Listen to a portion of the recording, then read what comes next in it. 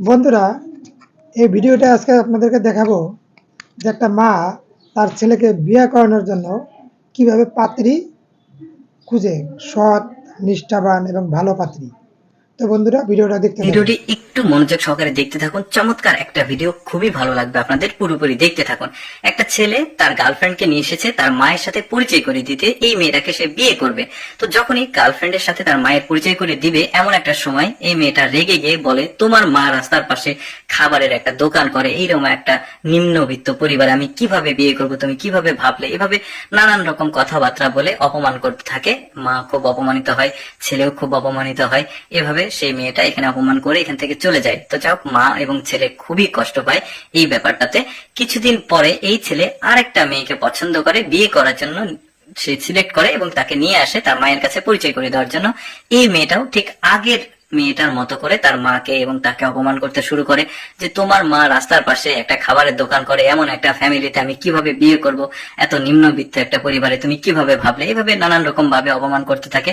বা মা এবং ছেলে খুবই অপমানিত হয়, মেয়েটা এখান থেকে চলে যায়। এবার ছেলেটা নিরুৎসাহিত হয়ে তার মাকে বলে, মা আমি তোমাকে বারবার বলেছি যে এইরকম ভাবে রাস্তার পাশে খাবারের দোকান করলে আমার কখনো বিয়ে হবে না, ভালো পাত্রী পাবো না, এভাবে নানান রকম কথা বলে।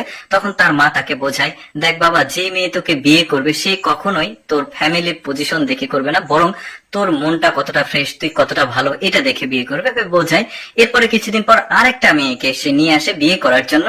এবার ওই আগের মতো ভাবেই তার মায়ের সাথে এই মেয়েটা পরিচয় করে দিতে যাচ্ছে। তো মেয়েটা এসে দেখে একটু হতবাক হয়েছে যে তার মা রাস্তার পাশে একটা ছোট্ট খাবারের দোকান করে।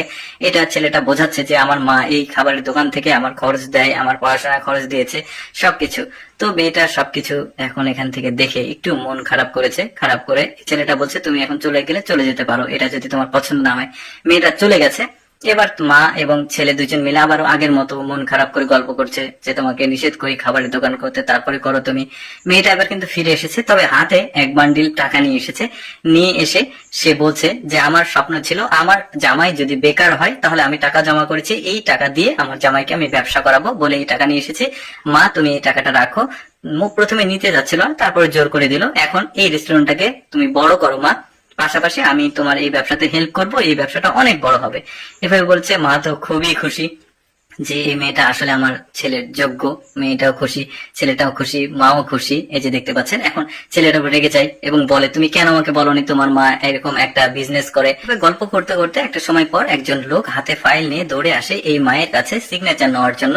এখন এই মেয়েটা চিন্তা করে ব্যাপারটা কি, তখন ওই লোকটাকে জিজ্ঞেস করে, কে আপনি, এই ফাইলটা কেন নিয়ে এসেছেন। তখন এই লোকটা বলে যে আপনি কি জানেন না এই শহরে যতগুলো শিল্পপতি ধনী পরিবার আছে তার মধ্যে এই পরিবার একটা। তো এই মেয়েটা সবকিছু শুনে তো একদমই অবাক হয়ে যায়।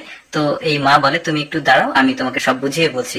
বলে এই ফাইলটা এই লোকটার কাছ থেকে নেয়। এটা হচ্ছে ওর ম্যানেজার, এই মহিলাটার ম্যানেজার। দেখে ফাইলটা খুব সুন্দরভাবে চেক করে নেয়, বলে যে আপনি অফিসে যান, আমি একটু পরে অফিসে এসে আপনাকে সিগনেচার করে দিচ্ছি। এখন মা সবকিছু বুঝিয়ে বলে।